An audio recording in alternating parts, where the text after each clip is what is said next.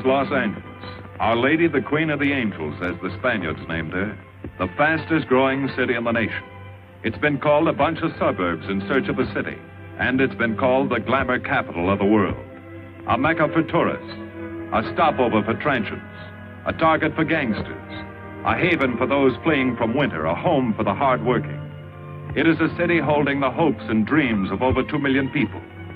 It sprawls out horizontally over 452 square miles of valleys and upland, of foothills and beaches. Because of that vast area, and because of a population made up of people from every state in the Union, Los Angeles is the largest police beat in the country, and one of the toughest. We're going to take you into the city hall where police headquarters are located. Here in communications are the ears and voice of the police. The lights on the complaint board flash 24 hours a day. Citizens reporting a prowler, a lost child, a man molesting a woman, an auto accident, a wild party. Spend an hour or two here and you will think the whole city has gone berserk. Minute by minute, the orders go out to the radio cars in the far-flung divisions. Watts and Wilshire and West Los Angeles. Hollywood and Hollenbeck Heights in North Hollywood. The work of the police, like that of woman, is never done. This is the case history of a killer, taken from the files of the Detective Division. The facts are told here as they happen. The story properly starts here in Hollywood Division headquarters at 1 o'clock of a June morning last year. Officer Robert Rollins had finished his tour of duty and signed out. It had been a tough day. He'd be glad to get home. His wife would be waiting up for him as she always did.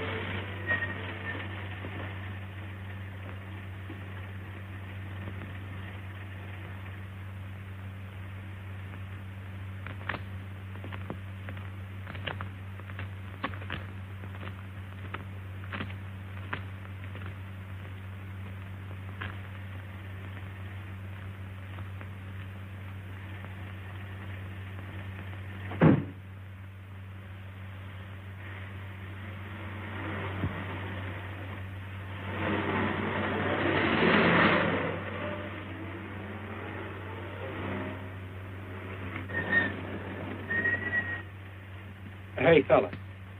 Come here. What were you doing back at that radio shop? Just looking. I was on my way home. Live around here? Yeah, a couple blocks down. Let me see some identification. Sure. Yeah, I guess I forgot my wallet. Look, lad, I've got to see some identification. How about my Army discharge? I got it right here.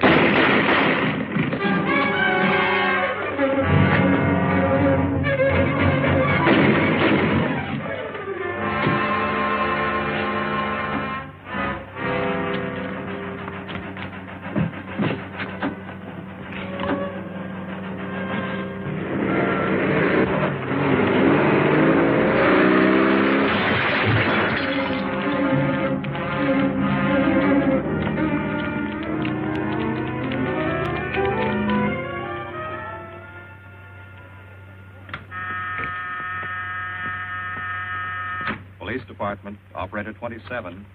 I want to report the shooting of a policeman. Hold on, please. Give me that again, please. I'm calling to report the shooting of a policeman. What's the address? 5057 State Street, just west of Santa Monica. Just a minute. Receiving hospital. Operator 2. Operator 27, 5057 State Street, 5057 State Street. An officer has been shot. Send an ambulance. All units in the vicinity of State Street and Santa Monica Boulevard. Proceed at once to 5057 State Street, 5057 State Street. An officer shot. Code 3.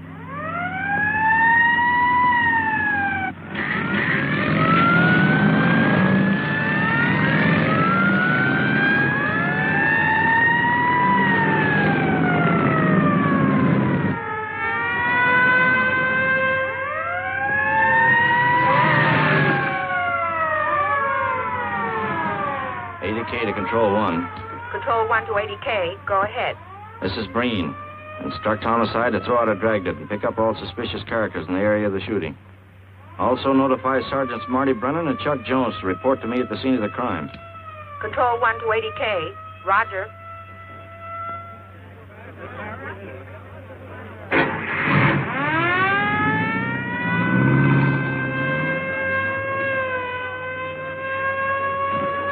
I see. Well, what have you got so far? Well, not much, Captain Breen. A couple of cartridge cases. Oh, Marty, Chuck. Hi, Cap. Eyewitnesses? Who was first on the scene? Reported it. I was. I live here. I'm a light sleeper, but my hearing is good. And my Did cat... the officer say anything before he collapsed? Yeah, he gave a description of the fella. On the shooting of the officer. Suspect is a white male American. Age 26 or 7. 5 feet 10 or 11. 155 to 165 pounds. Brown hair. Regular features. Pencil mustache. Repeat broadcast. All units. Is that about it? Yes, sir, exactly. And the officer kept saying, he looked like such a nice kid. He looked like such a nice kid. As if he couldn't believe what had happened to him.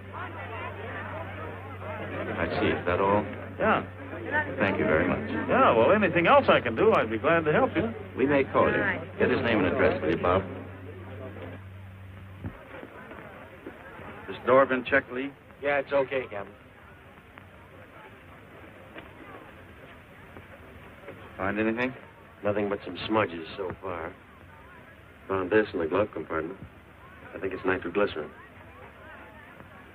Doesn't look quite right. Well, check it down to lab. Right. Hmm.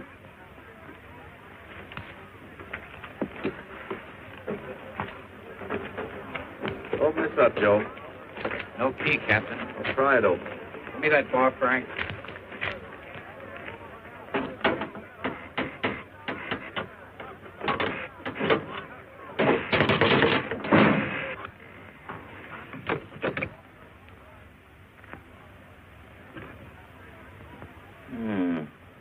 Regular arsenal. Yeah, get a load of that. What is it? I don't know. It looks like some kind of an electrical device. United States Navy. Either stolen or war surplus. Send all this stuff down to the lab and check the serial number on that Navy equipment. Yes, sir. Captain Breen. We found these in the weeds over by the radio store. What have you got? A pair of cloth gloves, Captain. Well, he thought of everything, didn't he? All right, give them to one of the technicians. Yes, sir. Marty, you and Chuck come along with me. Let's go downtown and see what they've picked up in the dragnet. Right.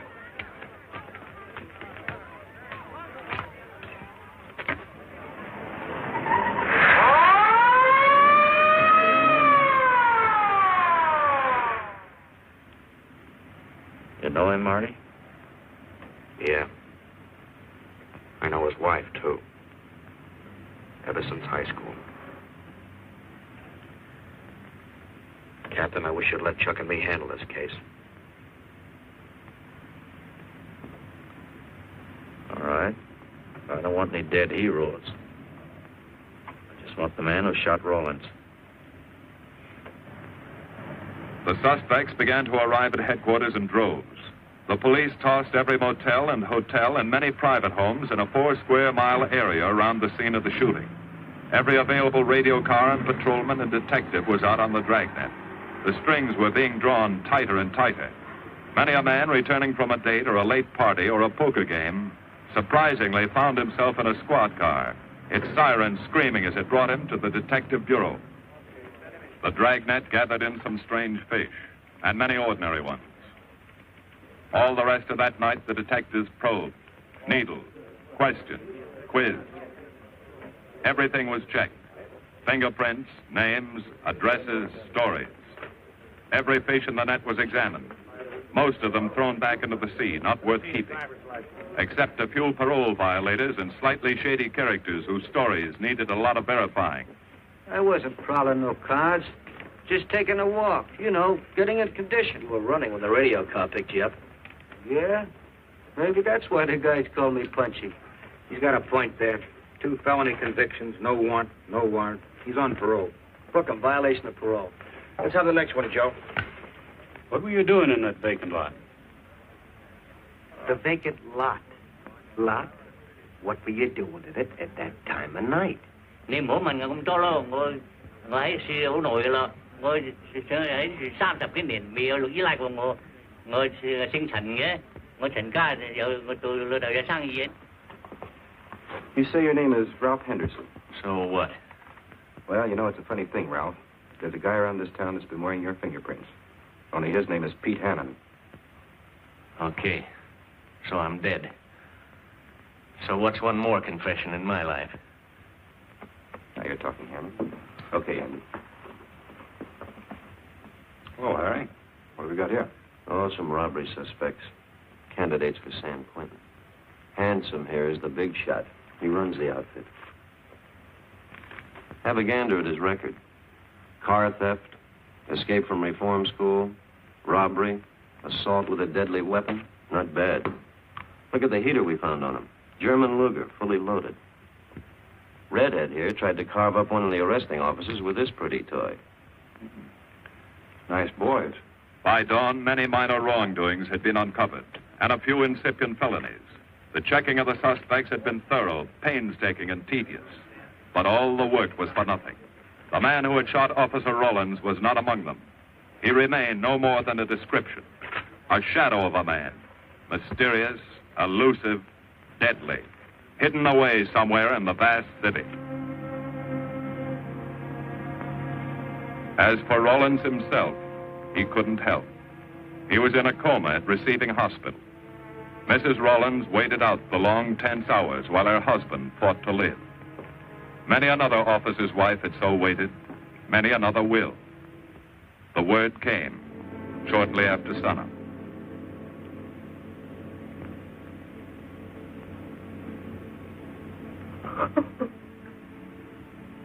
Oh.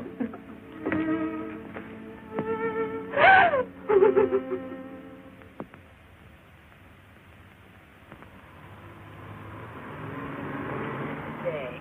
A white male American, 26 or 7, 5 feet 10 or 11, 155 to 165 pounds, brown hair, regular features, pencil mustache. This was no frightened fugitive. What went on in his mind? Why had he set his hand against his fellow men, taken the life of another, of a stranger, of a man who was merely doing his duty? He must have some plan, some goal that called for sudden death to anyone who got in his way.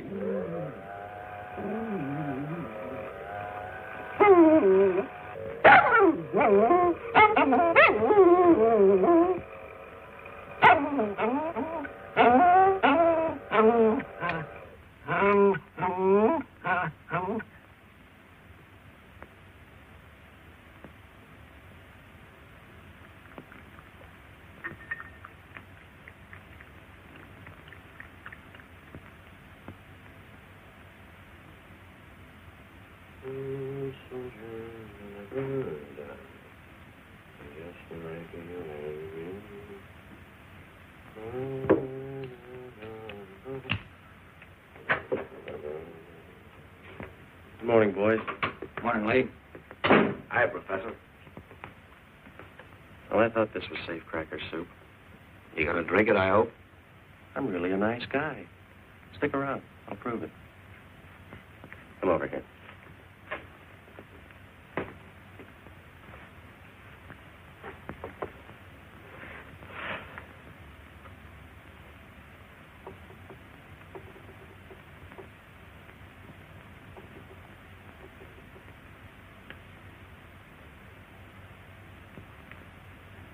Hold this for me, will you, Chuck? Thank you. Now, if you'll hand me that hammer, Marty. Thank you.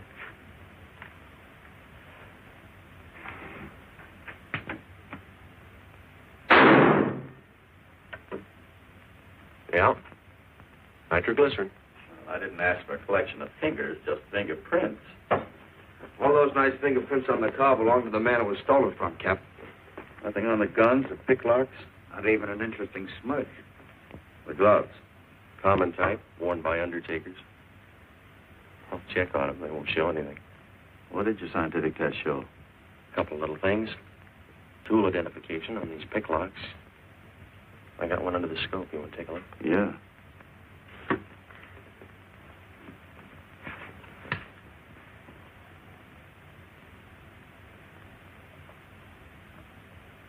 Take a look.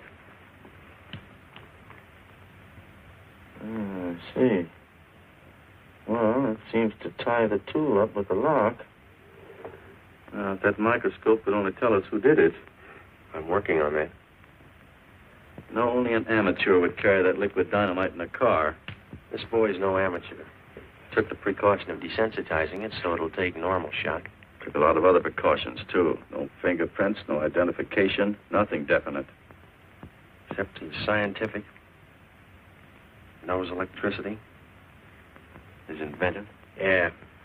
And happy on the trigger. This is Captain Breen. Get me Captain Stevens a burglary, will you? I hate to disappoint you, Lee, but I think you've come up with something. Hello, Steve. How are you? Did your daughter's marriage come off all right? Good. Look, Steve, on those burglaries of electrical equipment lately, were there any where picklocks were used to gain entry? Good. Well, let me know if there's another report of one, will you? I've got an idea the Rawlins killer may be tied in with those. Fine. And give my regards to the newlyweds, too. So long, Steve. Well, what are you waiting for? You've got a job, haven't you? Get going. Yeah, let's go, Junior. Hold this for me, will you, Lee? Thanks. And so, with no fingerprints and only a vague description to go by, Sergeant Brennan turned to the modus operandi file. A criminal, like any human being, has his own habit patterns, unconscious traits that can lead to his downfall.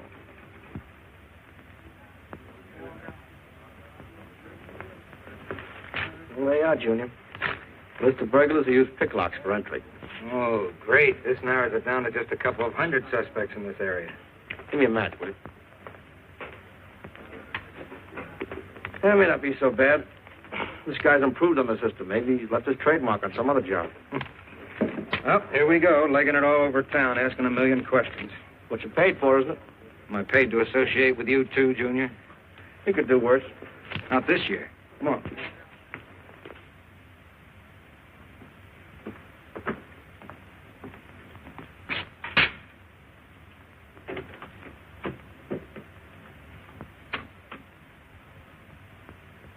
Car 12, car 12, in the 10,000 block on Mississippi. A 394-15 disturbance.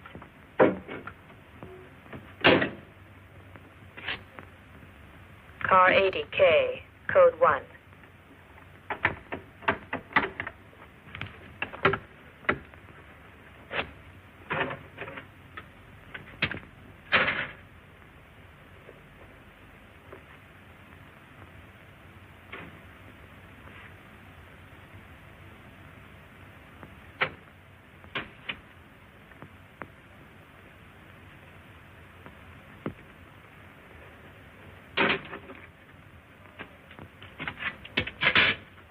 All units. On the broadcast of the suspect arrested in the shooting of Patrolman Rawlins. Cancel the cancellation. Suspect released from custody.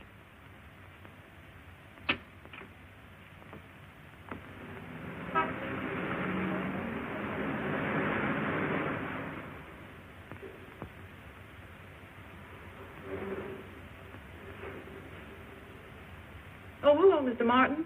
You find Mr. Reeves in the machine shop.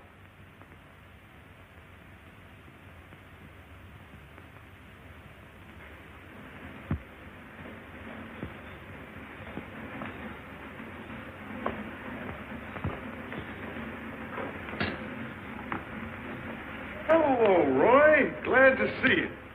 How are you, Mr. Reeves? Hi. I was hoping you'd drop in. I wanted to thank you for showing us how to handle that repair job. Helped a lot.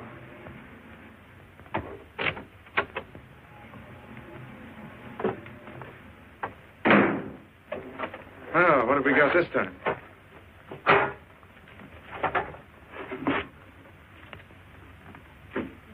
Sewer graph.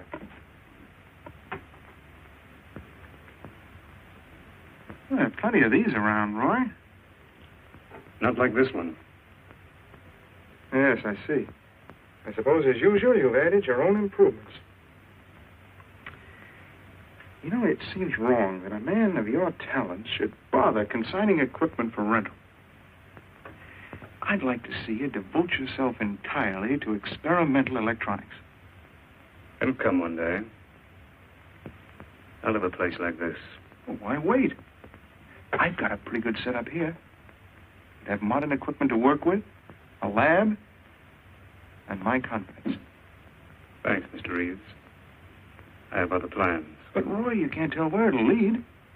Might even work your way around to a percentage of the business. I like it this way. You just rent out my equipment. All right. All right. But if you should change your mind. I'm not likely to change my mind. I suppose you want me to set this up for rental, too. Mr. Reeves, you've already got 5 pieces of my equipment. You'd like to know what results I've had from the rental so far, Well, I can't say as I blame you. I think you'll find this satisfactory. Satisfactory. Goodbye, Mr. Reeves. You'll come back again soon, won't you? Sure. Oh, incidentally, how's that television projector coming along? The one you said would reflect a 12-foot image. Still working on it. I just wanted you to know I've already set up a rental on it. In fact, I think they'd like to buy. It'll come pretty high. Oh, money is no consideration with this customer.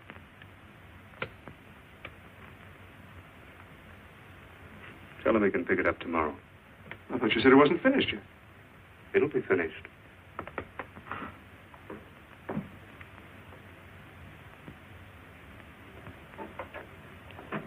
It uses an image fixer and then projects by ordinary incandescent. Roy, this is the best television projector I've ever seen. Let's hope that your customer thinks so. He will. Yes? Send him right in, Charlotte. There, you see, our customer is here, begging for the privilege of buying. Better be running along. I'm not much good at business. Oh, but Roy, he'll want to congratulate you. Just see that the price is right. All right, Roy. I'll get you a good deal. So long. See you.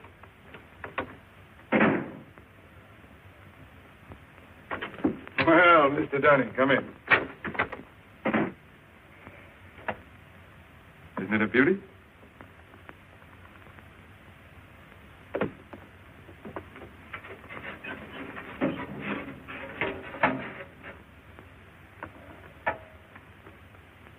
It's a beauty, all right. You like it? I certainly do like it. You see, it's mine. What do you mean? Let me have the police. I built it. Spent years on it. Oh, you must be crazy. Roy built this machine himself. Your friend's a crook, Paul. You've been taken in. Hello? Give me the burglary detail. Dear Jim, regarding your inquiry on a .38 caliber Smith & Wesson revolver, sir. Oh, come in, boys. Burglary detail just sent this report through. It's a man named Dunning reports tracing a stolen television projector to the Reeves Electronics Lab. Think it's a tie with the Rawlins case? Well, take a look at this fellow Reeves and see what gives. I'll notify burglary we're following up on it. Right. Come on, Junior. What else did he place with you for rental? Oh, a number of things. All war surplus that he bought on his veterans rating. Oh, is this more of his equipment? Yes. Yes, he left it here on consignment. I'm sure that Roy can explain everything. Well, maybe he can, Mr. Reeves, if you'll tell us where he lives. But I don't know. Mr. Martin's on the phone, sir. I'd better talk to him. I think so, Mr. Reeves. I'll take it in the superintendent's office.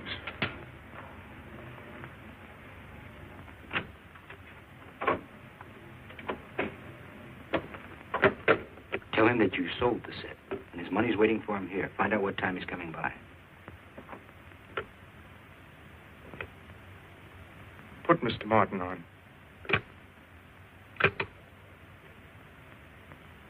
Hello, Roy? Yes, I've sold it. Your money is waiting here for you. Yes, I'll be working late tonight. What time will you be by? First thing in the morning. Well, maybe you better come in tonight, Roy. A couple of things I want cleared up. Like what? Oh, technical things. Besides, I don't like to leave the money in the plant overnight. How about 8:30? Fine. I'll see you then. I'll leave the front door unlocked.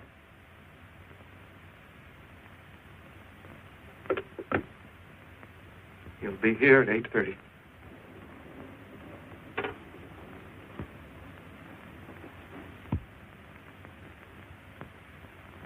Well, I'll just run along home and get some dinner.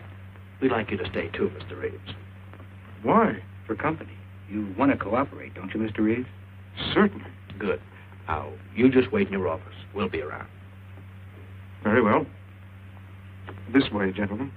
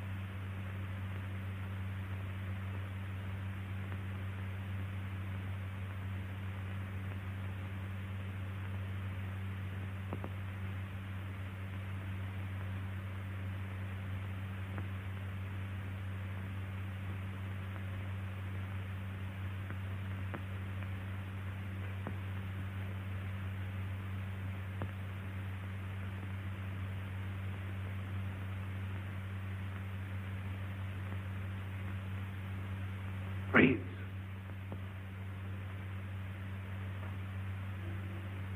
That you, Roy?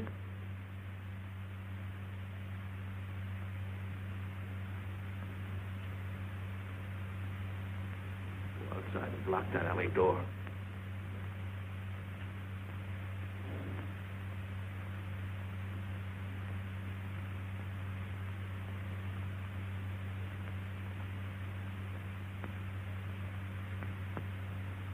Where are you, Roy?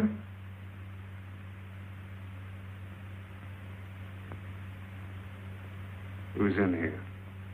No one. I'm alone.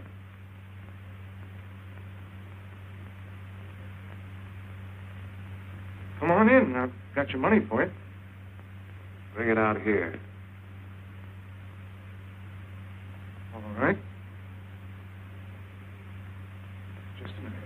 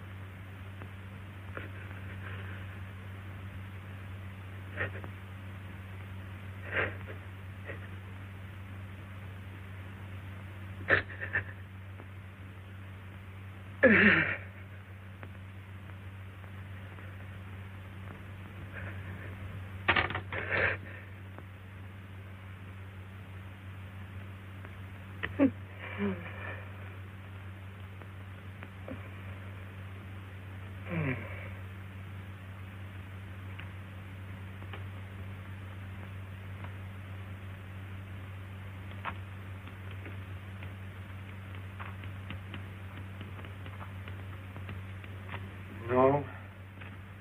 None of them even looks like Roy Martin. He had such a fine face. Didn't keep you from carrying a gun. Or didn't you know that? No, I didn't. I've told you all I know, all he ever told me. What about his friends? Didn't he have a girl? No, I don't think so. He had no interest in anything but electronics. Where did he pick up the subject? Books, magazines. Mostly from the Signal Corps. He was attached to a radar unit. Get a teletype off to the War Department. That might help. Yes? Ready on your call to receiving hospital, Captain Breen. Hello, this is Captain Breen. What is the latest report on Sergeant Jones?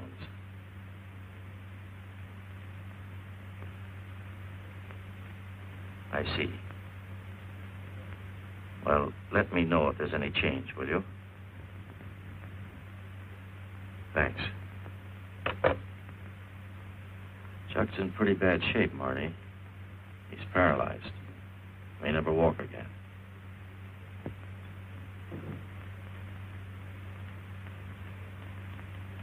Oh, I'm sorry. It's funny that Martin showed up at 7 when he told you he wouldn't be there till 8:30. I don't know why. Except he was always unpredictable. I'll tell you why. Because you warned him. That's why he came early. That's why he came in the back way. But you heard me tell him the front door would be open. And the key to let him in the back way? He must have had one made. Why don't you tell us the truth? Marty!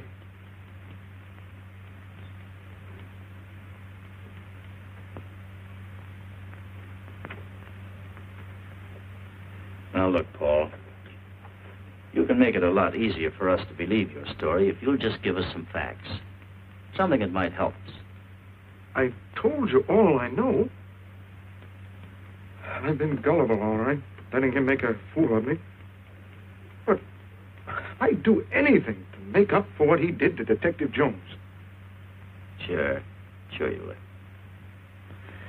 You can go now. Oh, thanks. Thanks. My friend, they can vouch for my character. That's good. We'll call you if we need you. Thank you very much. I think he's telling the truth, Marty. I think he's just gullible, like he said. What about the stolen stuff he was trying to peddle for Martin? We'll use it for bait. Maybe Martin will come back for it. Then we can ask him. Here. Nevertheless, I want a 24-hour tail put on Reeves, and I want a watch on his home and his factory. Right. You can keep those. Okay, Captain.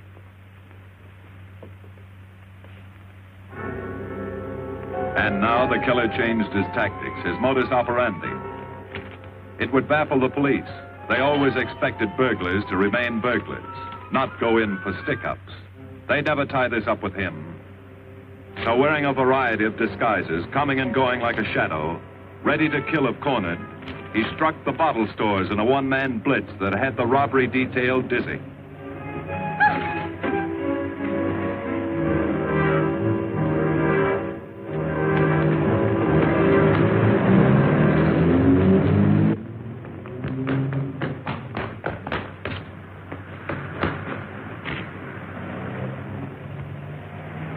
The killer, always resourceful, always thinking along lines that would baffle his hunters, had discovered an ideal avenue of escape.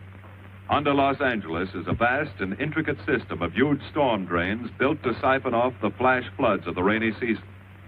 Many of the tunnels are large enough for 2 cars to drive abreast.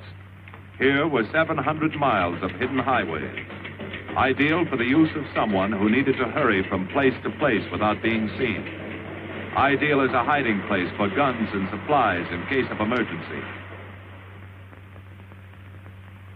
What is it, Lee? Well, the reason I asked you to come over is I think I've hit on something. An identification? No, not quite, but a tie-up. Now, these are the shells from the gun that killed Rawlins. These were fired in the liquor store holdup in which the bandit got away. And these were fired at Chuck. Now, as you know, every ejector, even in guns of the same model and caliber, is different. Each one leaves its own markings on the cartridge casing. Now, look at these fine striations. This deep gouge. The same on all three. In other words, the man who killed Rawlins and the man who shot at Jones and Brennan, the stick-up who's blitzing the liquor stores are all the same man. Right. All we need to know is what that man looks like. Get me Chandler in robbery, will you? I've got an idea about that. Also, it'll give us a chance to see if Reeves is on the level with us. Steve, Breen, about those blitz holdups you're on. Round up all the victims and have them down here tonight, will you? Oh, it's just a little scheme. Thanks, Steve. That's good. Now I'll sketch another one of the same type, only this time thin it out a little, huh? All right. Hi, Lee. How's it coming? We ready for the night? We'll be ready. Think it'll work? It should. Where'd you get the idea? From a kidnapping case in Chicago. I thought these slides might be an improvement over the method they used. Could be. Captain thinks so.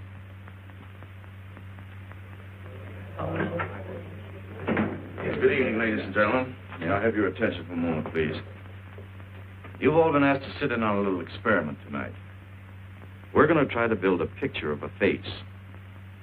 A face of a man who's cunning, resourceful, and deadly.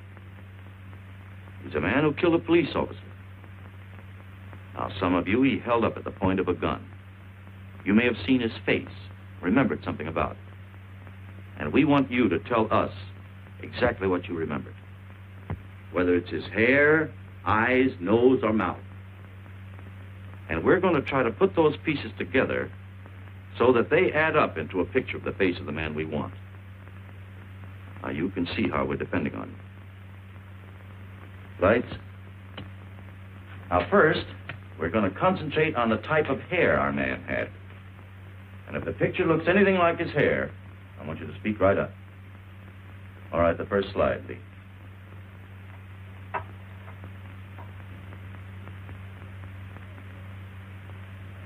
His hair had waves in it, well groomed. That's the idea, Miss Smith.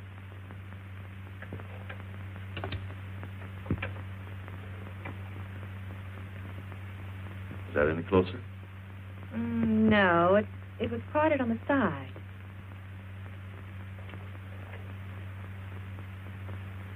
Oh, that's more like it, except it was thicker.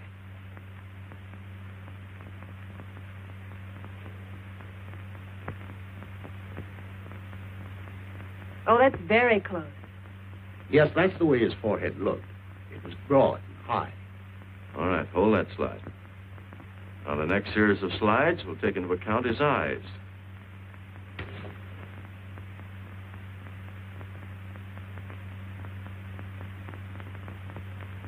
Oh, 1 minute, please. Wait, 1 minute. His eyes were a little like that. Maybe a little smaller, like beads. Go on, Lee.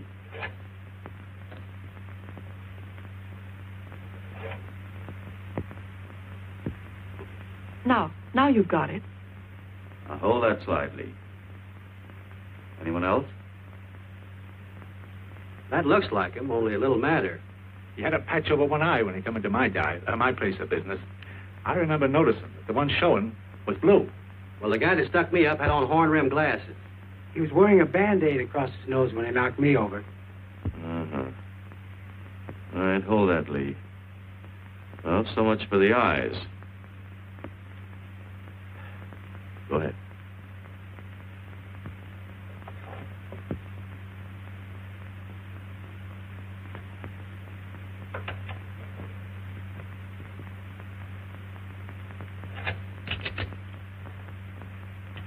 Señor Capitán.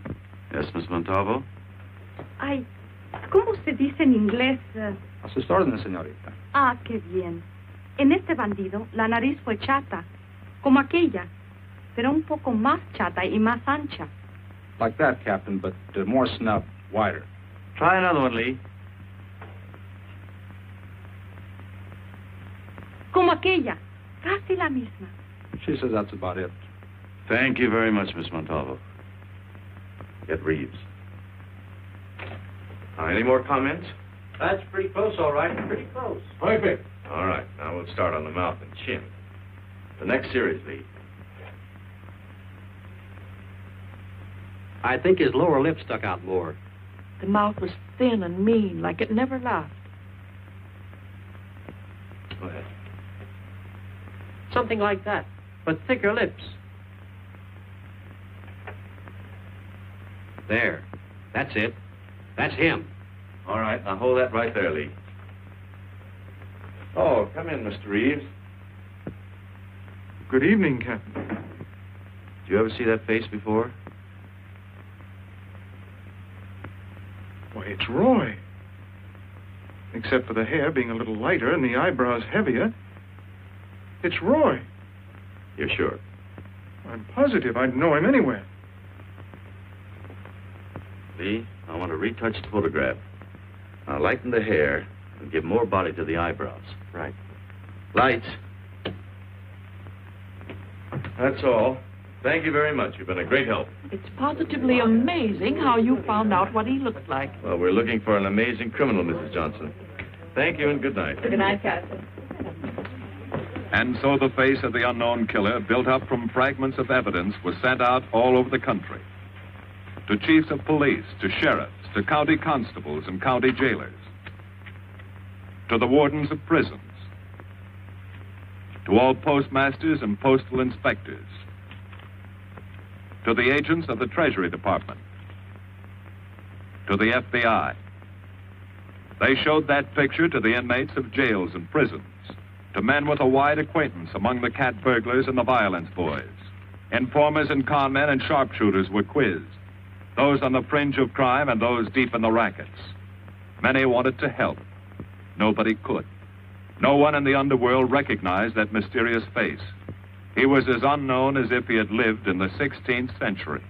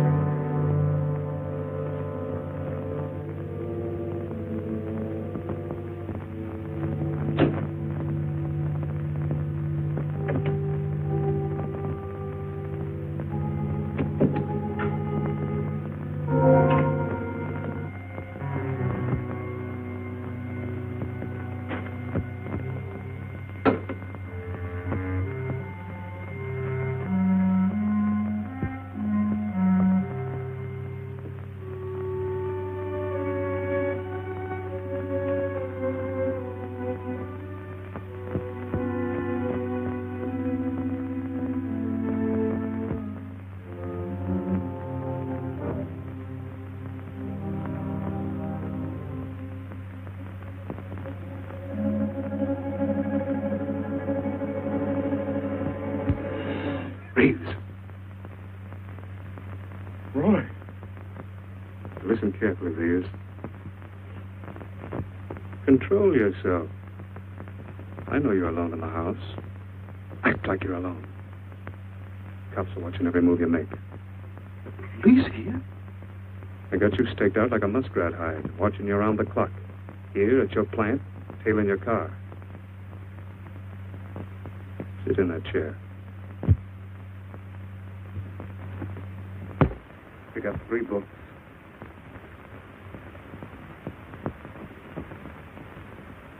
Don't look up and don't answer me. All right. So glance at the book.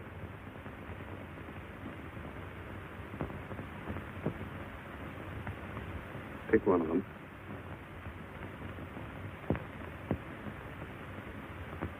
Okay. Now, that's the book you want to read before you go to bed.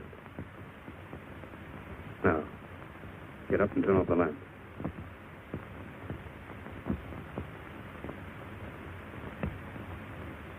Come here. Come here.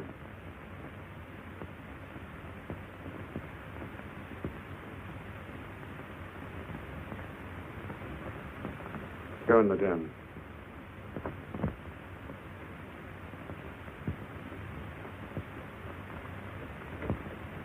Follow the straight stack.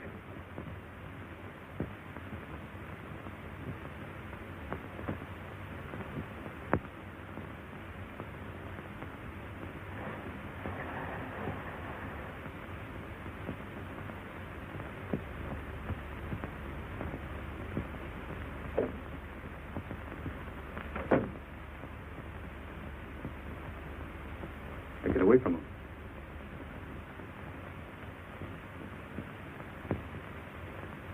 What do the cops know about me? Not very much, Roy. No fingerprints. They haven't even got a picture of you. They're trying to make one.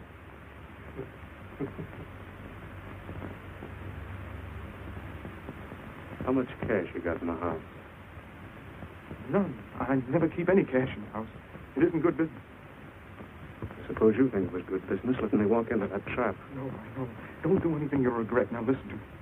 It isn't too late. Give yourself up. Come to your senses before you kill someone else.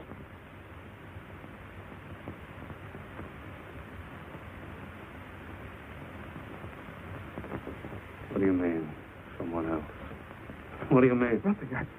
The two officers, they said one of them might die. He's still alive, isn't he? Reeves? I never thought you'd stooge for the police.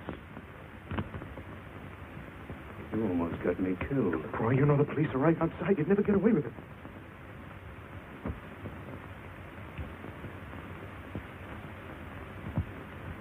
That's right. Now you're being sensible. I know there's money here. Where is it? Don't worry. I'll get it.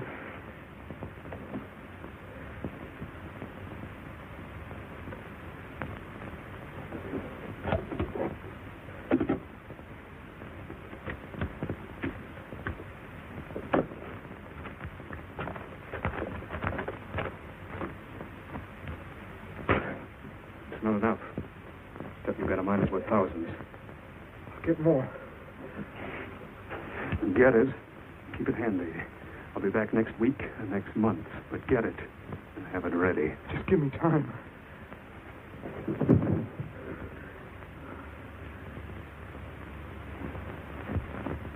Oh! Look, I don't want policemen outside my house following me around.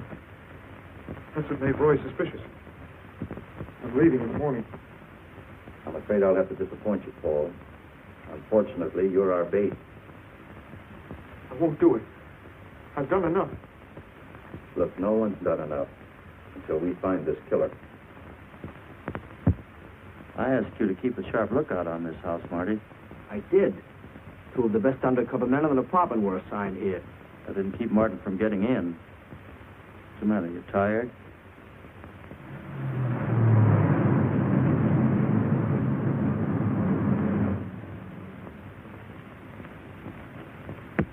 You got any idea how long you've been on this case, Marty? Months. Long enough to have come up with something by this time. You know any more about the Rawlins killer than you knew the first week? Yeah. That is about the toughest nut I've ever had to crack.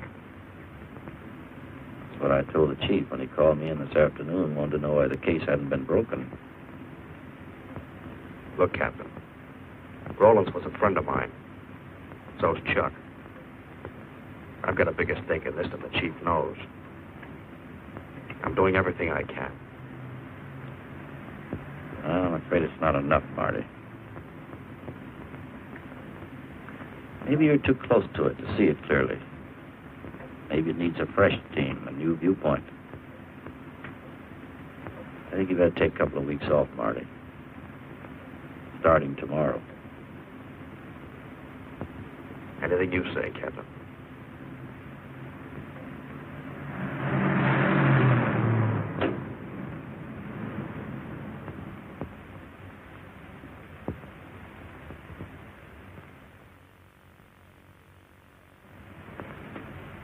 Hiya, Marty. Hi, Chuck. Meet Miss Scanlon, my new bodyguard. He's the one I've been telling you about. Oh, you mean the one with the steel trap brain? How do you do? Hello. Has this guy been behaving? After a fashion. See, she takes me out in my go-kart, puts me to bed, wakes me up, dresses me. You're perfectly capable of dressing yourself now, Mr. Jones. I'll be back in a few minutes. Well, how's it been going, Junior? Oh, pretty good, Chuck, pretty good. Is that why you're off the case? How'd you know? Breen was in to see me this morning. Oh. Suppose he also told you they put a new team on the case. He told me everything. Yeah. Let's see what his new boys dig up. Well, maybe they'll examine the facts of the case a little more carefully. What facts? That our man's sharp, that he's intelligent and works alone, that he has no record, never leaves a fingerprint and knows every move we make. Sure, plenty of facts, only they add up to nothing. Sure, forget it. You got yourself a 10-day vacation. Go on down to the beach, get a suntan. By the time you get back, the case will be broken. Isn't that what you want? You know better than that. All I know is what I hear. You sit there batting your gums about how the old man let you down. Maybe he's trying to wake you up. He's got a funny way of showing it. There you go, flying off the handle. Always taking things for granted. I wish I could get up and boot some sense into you. He knew what this case meant to me. He still does. That's why he's trying to get you mad enough to do something about it. You don't really figure that's his idea, do you? I know it is. It's a tough case, Chuck. Not an angle, nothing to go on. You'd know what I meant if you were out working with me. I have been working with you. That's all I've had to do lately, just sit around studying what little facts we have, trying to figure out who he might be. You know the kind of a guy we're up against, then. I tell you, Chuck, this guy's a genius the way he operates. As if he were right there with us every time he go out after a lead. Oh, sure. Breen's been tipping him off just to make you look bad. Yeah, almost like that. Well, he beats us to the punch every time. There's your angle. You just hit it on the head, but you don't see it. Look, start at him. 1, he's unknown to the underworld. 2, he beats you to the punch, right? And 3, it's almost as if he were with you. Isn't that what you said? Yes. Well, tie that up with a lot of other little things, like the fact that he uses a police gun and the accuracy of the shooting. Anybody could buy a police gun, and the Army could have taught him how to shoot. Yeah, but who taught him how the police operate? Oh, I know what you're driving at, Chuck, but a cop. Those things happen. Yeah. Now, if I were still in the case, I'd start with our own department first, then Santa Monica, Culver City, Burbank, Pasadena. See you later, Junior. Hey, don't let him out of your sight, beautiful. It's the first time in years he's used his head.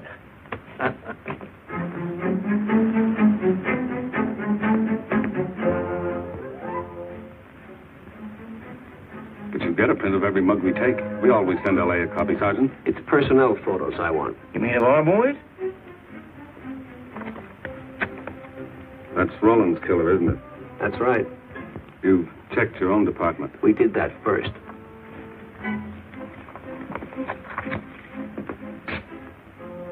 And so the tedious quest went on.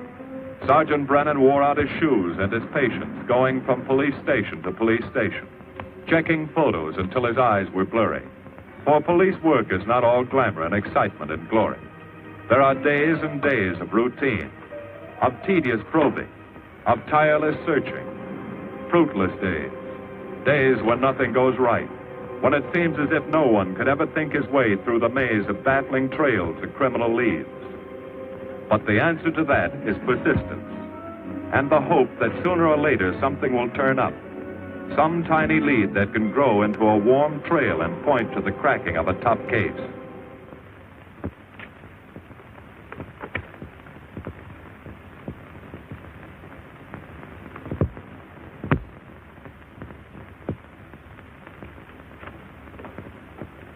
Well, that does it, boys. Can't say I'm sorry you didn't find him in here. I'd hate to think it was a cop. Doesn't seem to be anybody. Just a lot of pieces of a face that never existed. Would you mind if I see that again? Sure, frame it. Put it on your dresser. Wait a minute. He wasn't a cop. He was a radio technician right here in our dispatch office. What did you say? I'm saying he worked here in 42. Well, come on, give. I remember the kid well.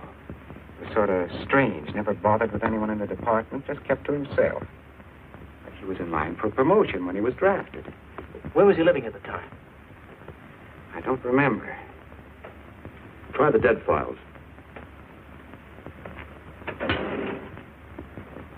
He never asked for his job back after the war. I remember writing to him about it, though. He was an excellent worker. Oh, yeah, here we are. Yeah, this is it. Took a while before he answered, but like he says in the letter, he wasn't interested.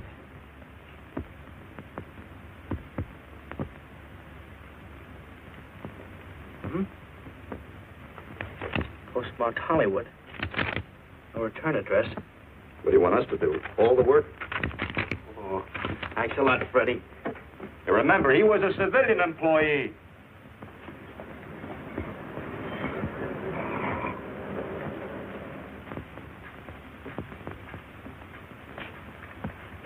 Well, how about it? Anybody recognize him? Not on my route. I never saw him before. Okay, fellas, thanks very much. I thought for a minute. He had that face. I wondered. Yeah? Well, this may not mean anything, but he looks like a guy that's on my route. He never gets any mail, but I see him around here all the time. He lives in one of the courts. Where? Come on, I'll show you. It's not that easy. What time does your route take you past those courts? About 9 o'clock. Why? Just thinking.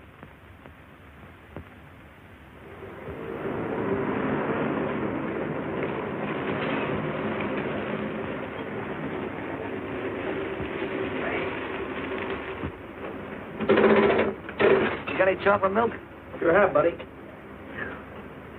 Yeah. Thanks. What's your pocket? Straight on back. Second in the yell. Number 7. Right. Kind of warm today, huh? Oh, it's not too bad for this time of the year.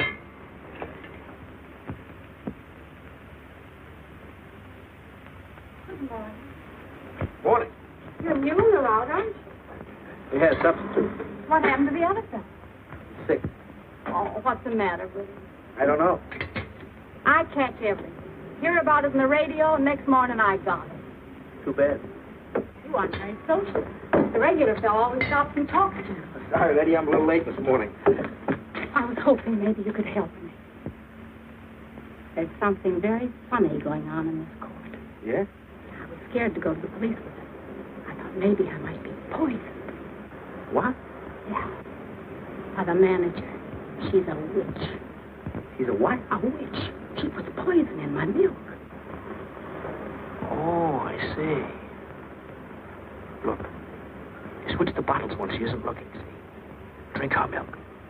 Then you'll be safe, right?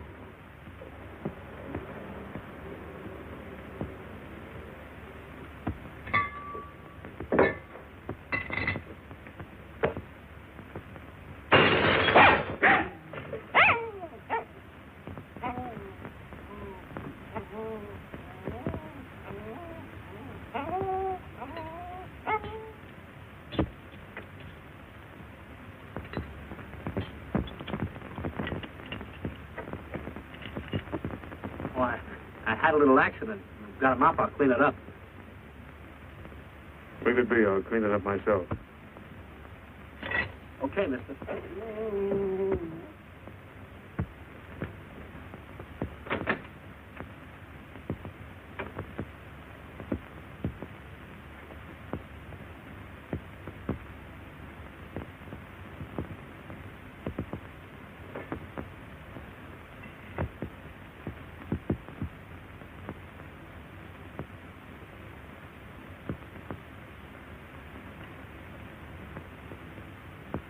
place is called Bellevue Court. I drew this from memory, but it's pretty close. That's where he's hiding out, right there. You sure he's our man, Marty? Captain, I couldn't go wrong on that face. He's our man.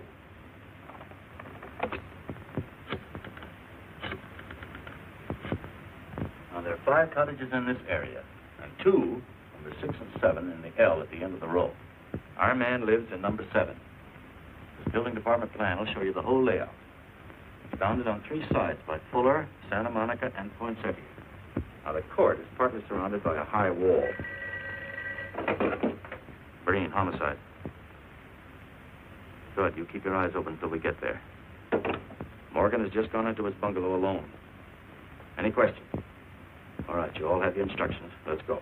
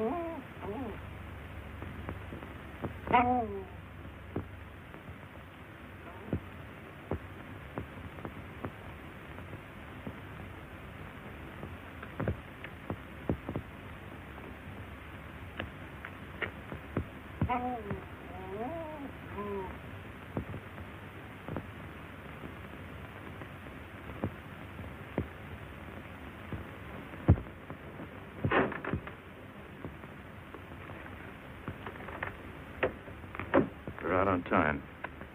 Wait 5 minutes. Go around and block the side entrance. Keep your lights off.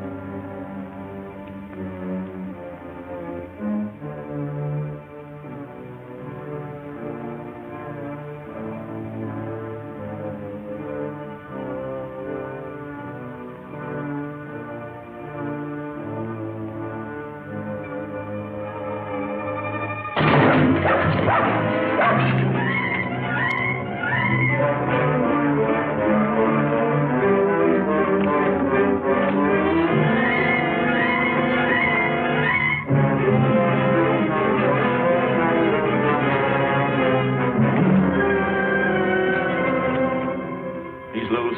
I want a radio car in a hurry.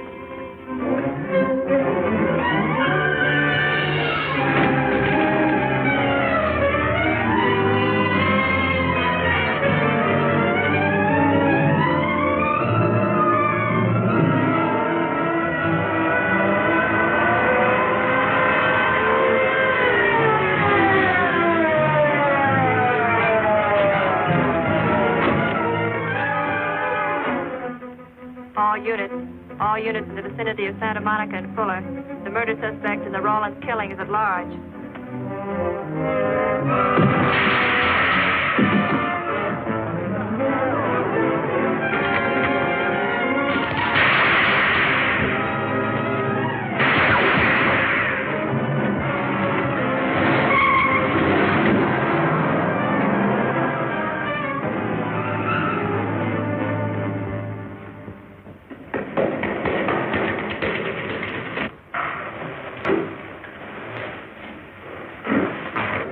I want a map covering the storm drain system in this area.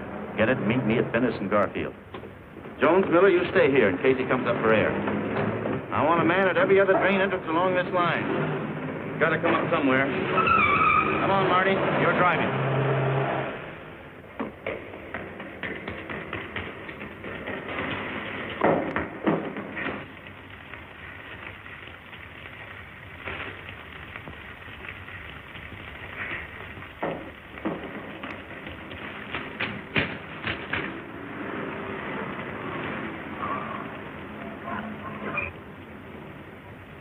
Keep this drain covered.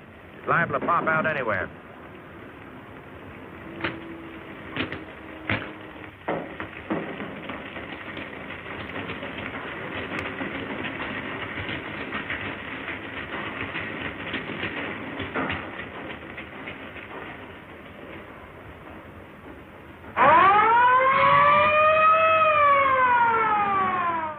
Why Venice and Garfield, Captain? It's the main intersection of the system. We can head him off that way. ADK to Control 1. Clear frequency 7. This is an emergency. Control 1 to all cars on frequency 7. Stand by. Control 1 to ADK. Go ahead. Notify homicide. Send the following to Venice and Garfield. 4 squads, battle lanterns, gas mask, tear gas. Urgent. This is a code 3. Control 1 to ADK. Roger.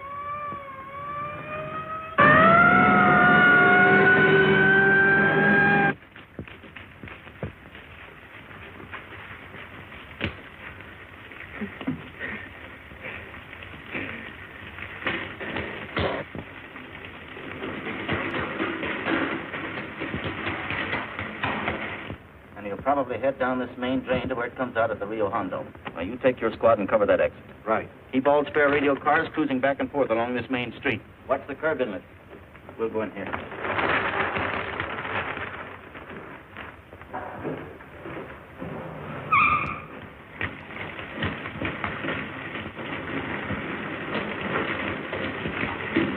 Any sign of him? No. And we've searched every foot between here and the Rio Hondo outlet.